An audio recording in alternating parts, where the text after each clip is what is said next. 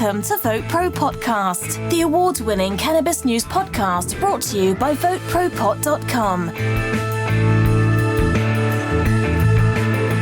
Well, hello once again, everybody, and welcome to another episode of VoteProPot-Cast.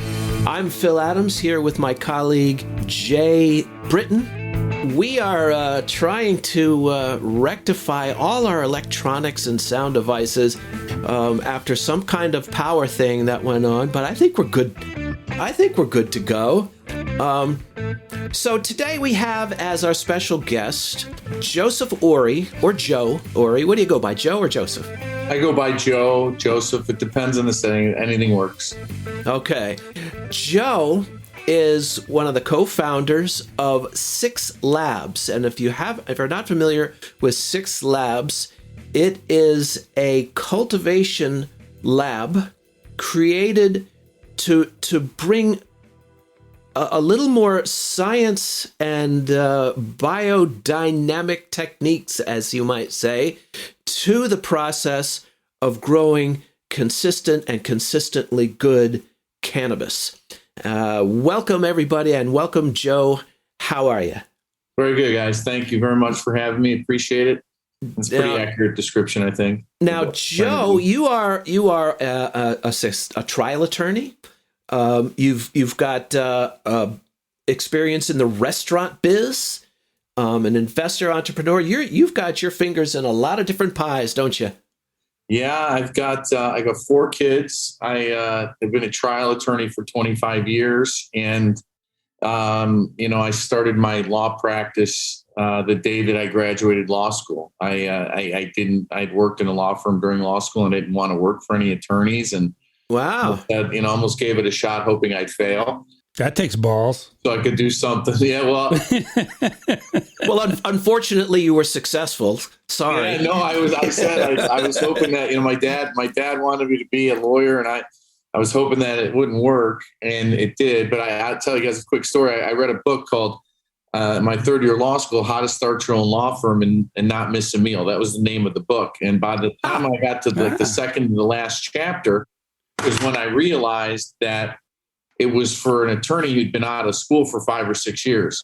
And by that point in time, I was like, okay, well, let me try to do this. But I realized that I didn't know anything about being a lawyer. So, but I've done that. And then I just become a serial entrepreneur after that. And in fact, got a restaurant company down in Phoenix and a cannabis company here, but I own a record label. I've been a sports agent, you name it. I've done. Wow. Okay, we're going to get to all of those things because this is fascinating. First of all, what kind of food at your restaurant? So we have a sushi restaurant. Okay. We have sort of a really fancy gastropub type restaurant, and then nice. Our main gig was, my 2 partners are from Phoenix, and they actually, I shouldn't say they're from Phoenix. They're from Chicago, but they moved to Phoenix 25, 30 years ago. So they're so they might as well be from Phoenix. Exactly. And they were both in the hospitality business and decided to start their own restaurant. And one thing led to another. And, I'll tell you, I'll put it to you this way, guys. On March 1st of last year, we had 110 employees. And that went all the way down to 9 because our business that we built was for... We became the tech catering company. So we have a 5,000 square foot kitchen. And as all these companies were moving out of Silicon Valley, putting their employees in Phoenix, cheaper real estate, we were serving breakfast and lunch to, 1,000 Uber employees, all the tech industry people from Indeed, Tesla. And things were really going great, just about to blow up. And I said, the only thing that could ruin our business is a global pandemic. And there you go. Why did you say that? I don't know. I didn't think it was possible. So you started selling them weed instead of food, huh? Yeah. So, that was actually kind of at this. We've been running at this for about 3 years, our cannabis company, and we just launched last year. So, we really kind of, went at things slowly. We know that we weren't the first people to open a cannabis company in the United States. So we basically said, how are we going to differentiate ourselves? So we did about a year of serious, due diligence. And we went I take it there wasn't any book on how to do that. There was not. Yeah. there wasn't. I wish there was. And we we saw an opportunity in Michigan. Obviously, they had a very flawed system. People don't know. The medical system, yeah. Well, they had a caregiver system, So, right, a caregiver program. So, when people say, we were telling our investors, Michigan is essentially new to cannabis. They were like, well, we did our research. It's been around since 2008. I said, no, you can't even look at that because they basically rewrote the laws. So, and we'll get into a little bit of that later, but what we're dealing with because of what it used to be there. But we knocked on doors all over California, Colorado. We went through dispensary after dispensary, grow house after grow house, and we picked just doing research. You're saying?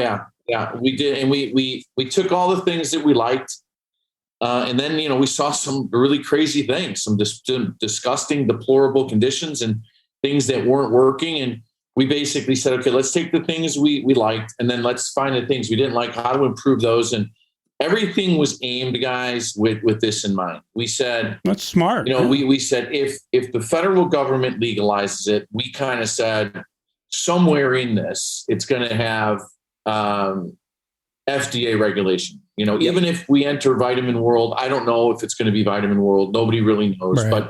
But if the FDA does get in, we said, we're going to make sure that our facility is like Pfizer. And if our cannabis doesn't pass, nobody's is going to, right. So we built a truly state-of-the-art facility. We spent a lot more money than I would say anyone we've ever met to this point who's opened a cannabis cultivation facility. We outfitted this place with, futuristic technology, and for room to input even more advanced technology with the space to do so and the room to make changes. So, hoping that, like I said, that we can stand out. And so far, knock on wood, we are producing, we're slow rolling out our stuff because we wanted to perfect it before we did it. We probably lost out on, lots of money, to be honest with you, because the price of cannabis last year was $3,500 a pound, but we didn't want to roll out Walmart weed. And, we told our investors from day one, that's not who we're going to be. And if you guys start reading and looking and finding out that Michigan's got, $4,000 a pound, why aren't you guys producing 20,000 pounds, in the first year? It's because we wanted to enter the market and we said, listen, when it goes down to $1,500 a pound, we want to still get 3 for ours. Yeah, right. I got you. So what is the state of play in Michigan as far as the legality is concerned? Remind me about. We're fully legal, obviously. 2018, right? It was a ballot initiative. Yeah, exactly. Okay. 2018. Problem is, guys, the 30,000 caregivers that were previously licensed and have fought extremly hard, tooth and nail, to keep their licenses and keep. In fact, it wasn't until about 6 or 7. What is it? What month are we in? April, May. It wasn't until November that they really kind of shut them down. And when I say kind of shut them down, it's a big problem right now in Michigan with what it's sort of a black-gray market, isn't it? It's a gray market. Thank you very much. So you have been in contact with Governor Whitmer about how to deal with this gray market, and what were some of the things she said? What were some of the things you said? Honestly, guys, I don't know where y'all stand on the political, on the political spectrum, but facts are facts. She was running for her life this year, last couple of years, just trying to maintain, literally running for her life. Yep. And I think that, the COVID with the previous administration sort of sidetracked her attention. And, I think she's a wonderful woman. I think she's good for the state. I think her intentions are good, and she's super friendly to cannabis. But I think with everything she had going on, this has not been a priority, to say the least. Well, I don't think it's a priority for most politicians, unfortunately. Well, it should be, though, because the reason why the initiative gets passed, in your response to your naysayers is because you say we're going to bring in tax dollars, right? So you got all these people who are pro-cannabis, then all these other people who are pro-tax dollars. So, when you allow this to go to where it's gone, it is really putting a dent in what they could potentially be recovering tax-wise, because the grain market is so big that it's sucking the life out of the legal market. Yeah, I mean, like California. I mean, California is still like 40 or 50% of the sales are still black market. Yeah, so, you know, I mean, so here's the thing, though. You said grain market, and that's a big difference. Yeah. Black market, it is a big we're difference. going to deal with those guys. Okay, we're never gonna not deal with them. A couple weeks ago, we had on Kim Stuck. I don't know if you know who Kim is, but she's kind of one of the premier compliance consultants in the country for cannabis. She's great, and she did a really good job on the show. I have a 3-part question for you. One, how onerous are the kind of growing and testing regs in Michigan? Part 2 is, do you have a sense for how Michigan's regs compare to other states, you know? And finally, is there a difference in Michigan between the regs for medical marijuana and for adult use? Because some states it's different. It's much more stringent for the medical than for the. So how would you say Michigan rates in terms of regs for you? That's a difficult question to answer, only in the sense that, okay, the licensing aspect, I'll tell you, was a lot harder when we applied. Unfortunately, it's gotten easier. When we applied, obviously there was no vertical requirement. However, there was an exhaustive background check and application process, and they needed 3 years of background of every check every business you've been involved. 3 years of banking, and then your entire lifetime of business. So that were banker boxes for some of us who have had multiple. You know, I'm aging myself, but you know, I was, I started business in 1996. So I had, I've been involved in 50 something LLCs, and there's banker boxes after banker boxes. Now it's 1 year of background, right? And they're effectively just giving the licenses away like it's nothing. Yeah. So, wow. It's at first I was nervous about it, but to be honest with you guys, it's proving to be, providing a lot of opportunity, because there's a lot of guys that don't know what they're doing. So you end up, there's going to be a lot of places that are being sold for pennies on the dollar when you need more growth. So, so that's one thing. The testing answer, yes, it is the testing for rec and med is different, is more stringent for med. At first, they were really stringent. We had, I want to throw this number out, and I'm pretty accurate. I'm pretty sure you guys can find this. It was an article from a couple years ago, but I think it was over 70% of the cannabis was getting rejected in Michigan. So right, because of that, coupled with, I think, the immaturity of the industry at that time, the cultivation industry. They lowered the threshold. So, that kind of feeds into what we're trying to do. So, we said, okay, here's the deal. If you just like a head of lettuce at Whole Foods, if you got a head of lettuce at Whole Foods and one of them has, 0.005 arsenic, and that's legal and acceptable under the FDA, and this other one next to it has 0.00000 and no traceable amount of arsenic, you're going to get that one. So what we said is, let's just try to completely extinguish all of the infiltrates, all of the toxins, and create purely clean, toxin-free cannabis. And that is our goal. And that will be part of your brand, I imagine. It is, and it's not as easy as we thought it was going to be. But it sounds like a much more sound approach, because like you say, there's probably a lot of cultivators who just really don't know what they're doing. And they do know what they're doing, but they're just not as committed to purity. And purity is going to be the name of the game, sounds to me. Full transparency, guys. There's been issues with the testing labs.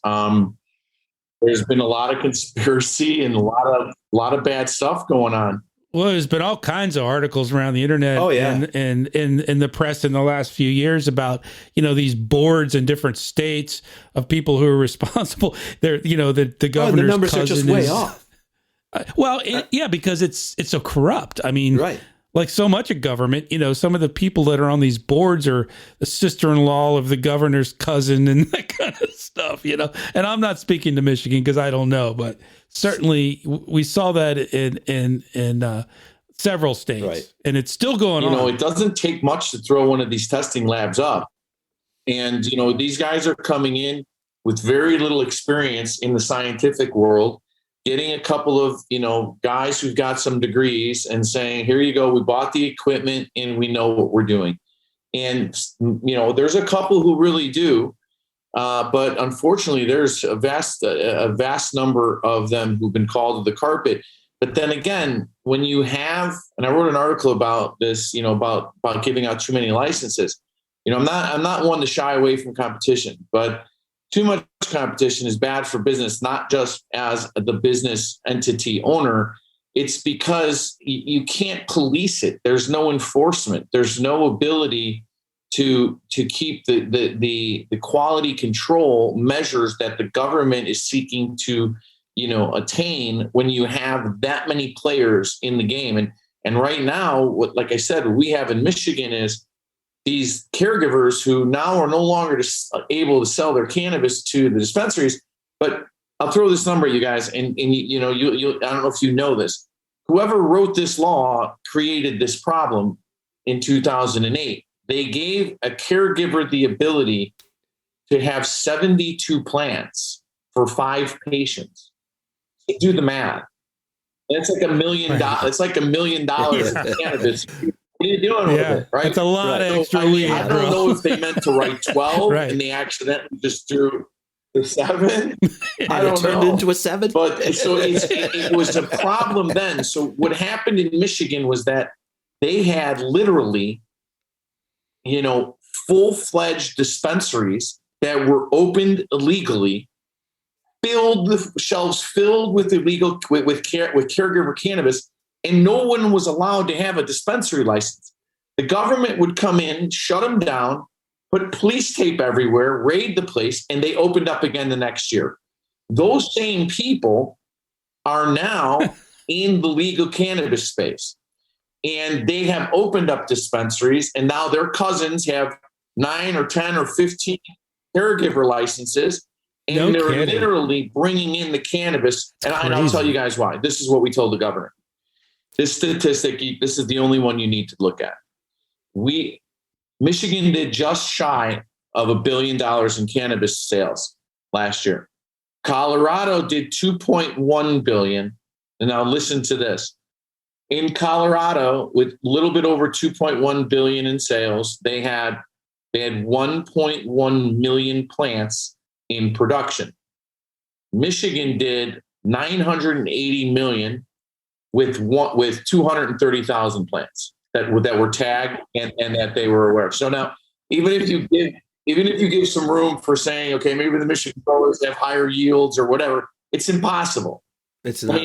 That's the number we brought to. And this isn't our numbers; these are numbers that they published. Colorado published that figure, and Michigan published the other figure. And we said, okay, we're not making this up. You tell us how this is possible. I mean, so I'm not familiar with Michigan's laws and regs, but the caretakers, what kind of testing or regs did they have for their plants? None. No kidding. None. You just grow weed in your basement with all the. But that represents an opportunity for Six Labs because they're doing it on the cheap. And this leads me to kind of my next line of questioning here is just the quality and the purity standards. Yours could be kind of the gold standard if you take that approach. Yes. So we're sort of toiling with this right now. I mean, I told the governor, I said, we're doing everything by the letter of the law. And we're trying to change the game here in this industry. And, we're competing against people who are not only cheating, but they're putting the public at risk. And these are tax dollars that are not going into your coffers. So that's right. Who benefits from one. this? No one. So Nobody. Here's the problem, guys. And this is when I say that, and the people, and let me preface this by, and I'm not CYAing myself. The people that I've encountered in Michigan are wonderful.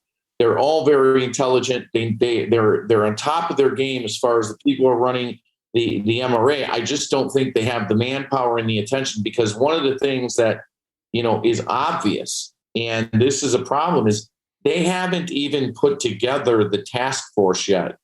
So there is no enforcement arm to this yet. So you say, if you're these guys who've been playing in this game in the state for all these years, and you were, selling cannabis at stores and shutting them down and opening them up the next day, 5, 7, 8 years ago, and now you're in the legal space, what's going on there. There's not been one audit yet. So we worry about all our taxing and everything else. No one's come through our place in 1 year.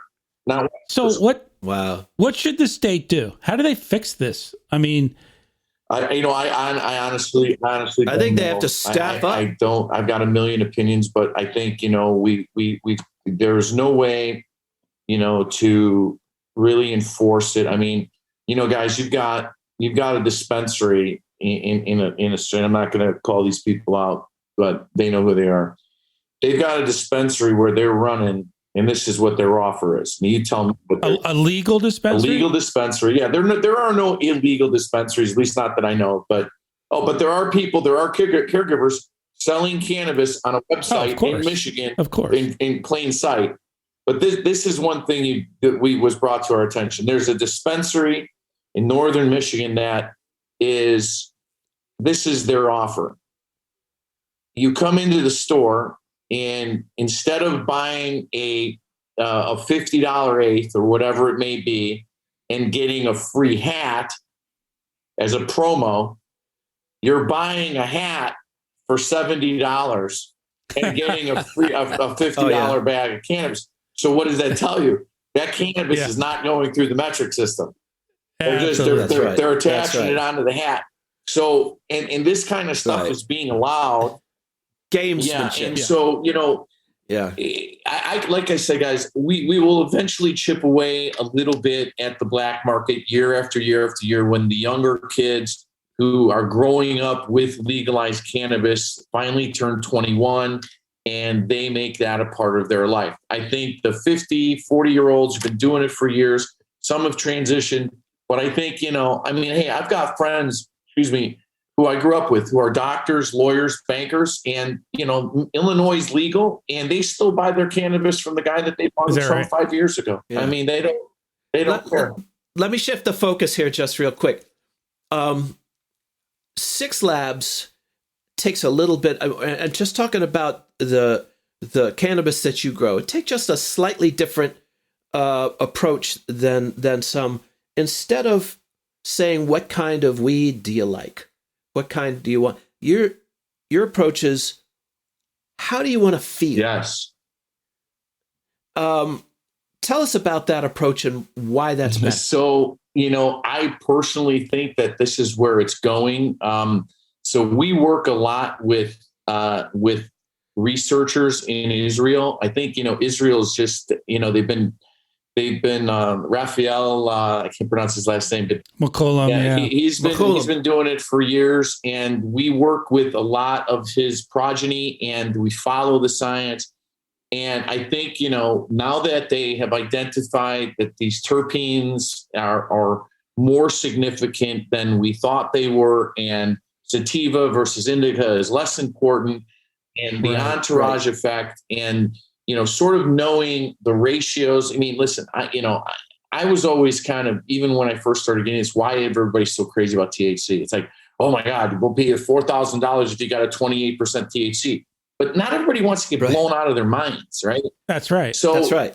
With the CBD ratios to the CBG, CBN, and THC, and the various effects that those give you for pain relief or relaxation or focus and energy, I think is where this is going. So what we obviously don't have enough info to say, okay, this does this for you.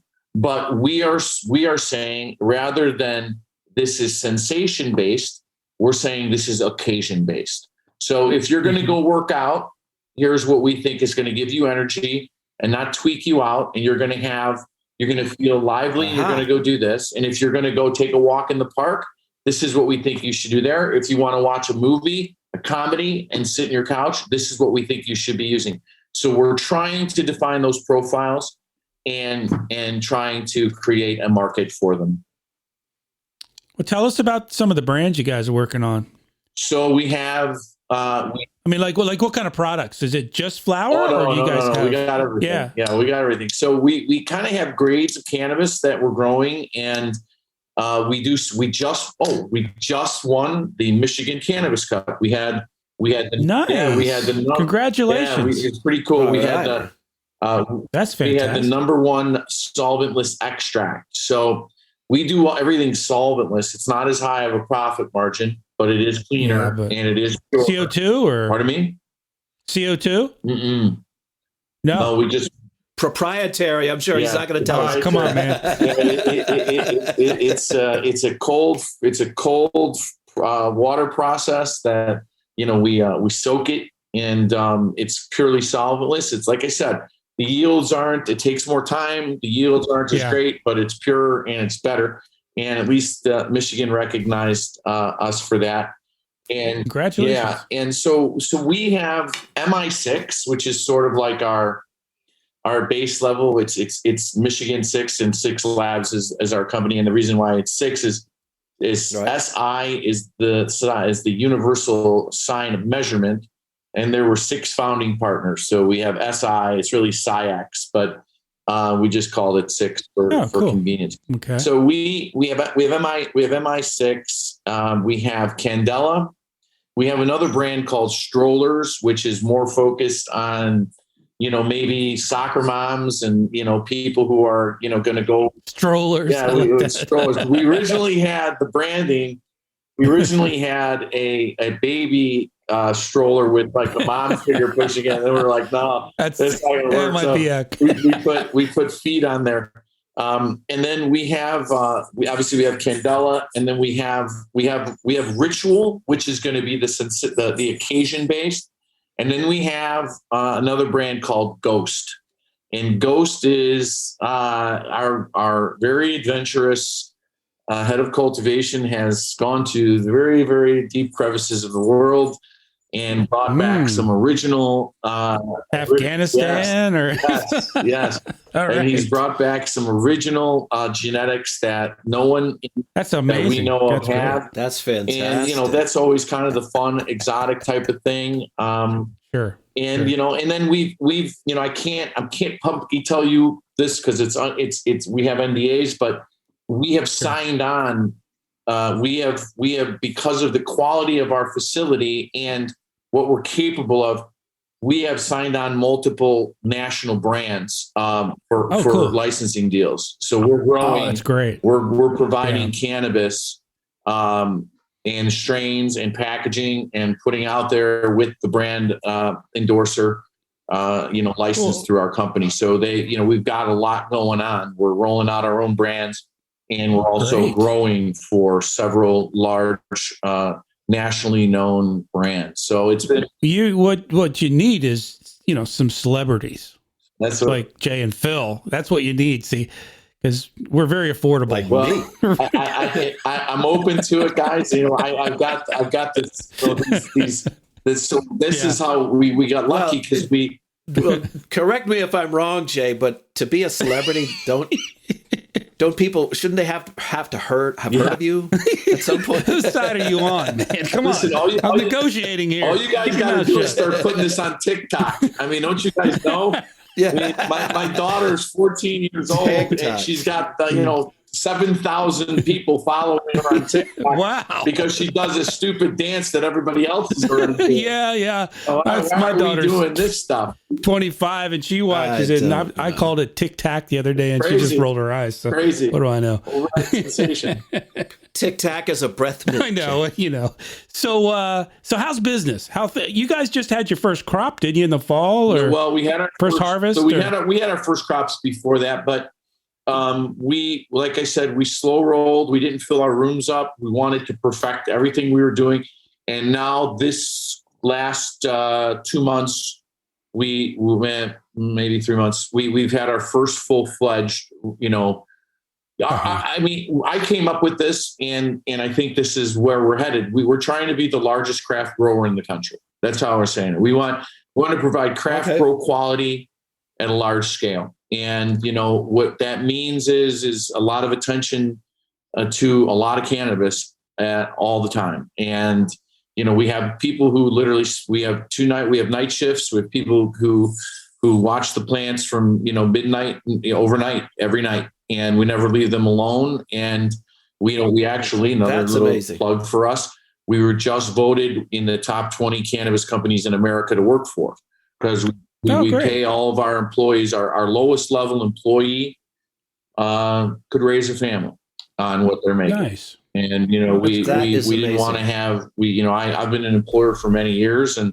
I wasn't born with a silver spoon in my mouth. So I had parents who worked and punched a clock for a living. So we wanted to make sure that everybody, I have this philosophy in my law firm that's worked since day one. And I never had vacation days. I just told everybody, I'm not going to count when you're not here. You're getting paid 52 weeks out of the year. Just don't take advantage of it. And I tell you, most employees have never even taken 2 weeks. The only one who's ever abused it is my older sister. She takes off all the time. And I've heard that, and I've heard that businesses that do that actually end up saving a lot of money because people don't take all the vacation I've got some people who worked for me for years. I said, just take 2 weeks. I said, just go on vacation. And, I'm paying you for it. And they don't miss a lot of days. And, my philosophy is you're getting the work done, and I want you to be happy about coming here. And so my partners and I we were all in different areas of business. And one of the advantages we had to doing what we did is we were all in our 40s when we started this. And, some good things come with that: experience, knowledge, business acumen, and ability to raise money. But flip side is we all had to leave our careers to a certain extent. My partners had successful restaurateurs. One of them was a banker with one of the big Wall Street banks, and one of them had his own building company. And everybody's walked away from their career and sort of went all in on this. So that's fantastic. That's fantastic. And you seem to know something about work-life balance, which is a very important thing. Well, folks, we've been speaking with Joe Ori of 6 Labs, and we will keep the information in our show description. Multiple award-winning company, and we're glad to have you. Thank you, Joe, for all that insight and for being here with us today. And if you enjoyed our episode, and I know you must have because Joe's amazing, go on to Apple Podcasts, give us a 5-star rating. We sure would appreciate that. But most important, tell a friend about Vote Pro Podcast. We know that there are people out there who haven't heard of us who would just enjoy the hell out of this little thing we call a podcast. I agree. And Jay's going to tell us a little bit more about how to get in touch with send us an email at podcast@votepropot.com. And we have a message line at 240-257-2441. Call in, let us know what you think. Ask a question for Joe. We'll make sure he answers it on the air. Love to. And, of course, check us out on our various social media platforms. We are on Facebook, LinkedIn, Instagram, and Twitter. Just go and do a search for Vote Pro Pot.